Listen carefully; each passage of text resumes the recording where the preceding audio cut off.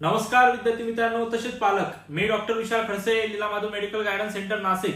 विद्यार्थी मित्रांनो, तुम्ही जर आपला फर्स्ट टाइम किंवा पहिल्यांदा जर हा व्हिडिओ बघत असाल तर चॅनलला नक्की सबस्क्राइब करून ठेवा, जेणेकरून जी काही महत्त्वपूर्ण अपडेट असेल हे तुमच्यापर्यंत पोहोचेल। ओके, आणि तुम्हाला जर आमच्या फ्री व्हॉट्सअप ग्रुपमध्ये जर जॉईन व्हायचं असेल तर डिस्क्रिप्शन मध्ये लिंक दिलेली आहे, तिथे जाऊन सुद्धा तुम्ही जॉईन होऊ शकता, जेणेकरून जी काही महत्त्वाची आपण अपडेट टाकू ती तुमच्यापर्यंत इझिली पोहोचेल। ओके, जास्त वेळ न घेता आपण महत्त्वाच्या मुद्द्यावर बोलूयात। आता बरेच विद्यार्थी पालकांचे सतत मला कॉल येतात की सर कर्नाटक चालू झाले, हे चालू झालं, ते चालू झालंय, आपल्या महाराष्ट्रातलं कधी चालू होईल आणि काय प्रोसेस असेल। हे बघा, आता रजिस्ट्रेशन कोणते कोणते चालू आहे, जसं गुजरात आहे, बरोबर आहे, जसं गुजरात आहे, जसं कर्नाटक आहे, असे रजिस्ट्रेशन चालू झालेले आहेत। बऱ्याच लोकांचा असा प्रश्न असतो सर महाराष्ट्र स्टेटमध्ये अजून चालू झालेले नाहीत आणि ऑल इंडिया चालू झाल्याशिवाय जे एमसीसी आहे, MBBS BDS all India 15% government आणि 100% डीम कॉलेज, तर त्याच्या आधी चालू होतात, त्यानंतर सर्व स्टेटची काउन्सिलिंग चालू होत असते।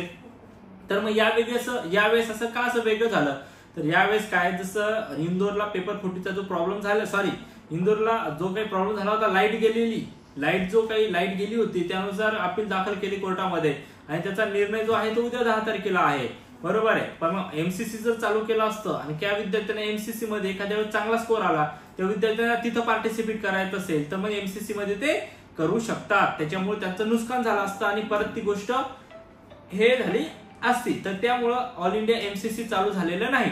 आता स्टेटचं जर असेल, जसं कर्नाटक असेल, जसं महाराष्ट्र असेल, गुजरात असेल, हे सेपरेट स्टेट आहेत। ओके, आणि हे क्लोज स्टेट आहेत, त्याच्यामुळे एवढा काही फरक पडत नाही जर बाहेर स्टेट चालू झालं तर, त्याच्यामुळे एमसीसी चालू झालेलं नाही। एक कमीत कमी जसं कर्नाटक आपलं नियर बाय स्टेट आहे, आणि जसं तुमचं गुजरात आहे नियर बाय स्टेट आहे, ओके, जवळचं राज्य आहे आपल्या बॉर्डरवर, जसं एमपी आहे नियर बाय स्टेट आहे, पण एमपीचा तो प्रॉब्लेम आहे त्याच्यामुळे ते चालू झालं नाही। आता गुजरात सुद्धा चालू झाले आणि कर्नाटकात सुद्धा रजिस्ट्रेशन चालू झाले।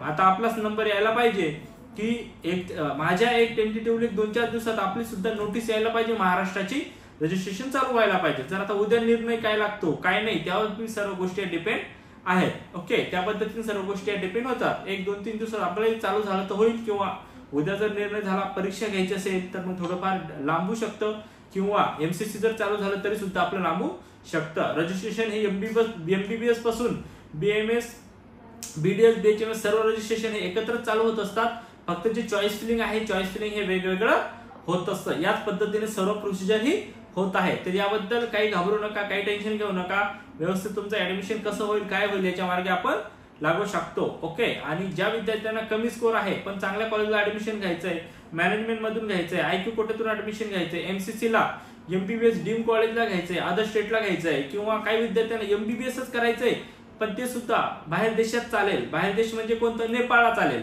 नेपाळ म्हणजे इक्वल टू इंडिया, जसं भारत देशामध्ये आहे तसं सर्व नेपाळ आहे, फूड प्रॉब्लेम नाही, लँग्वेज प्रॉब्लेम नाही, कुठल्याच गोष्टीचं काहीच नाहीये।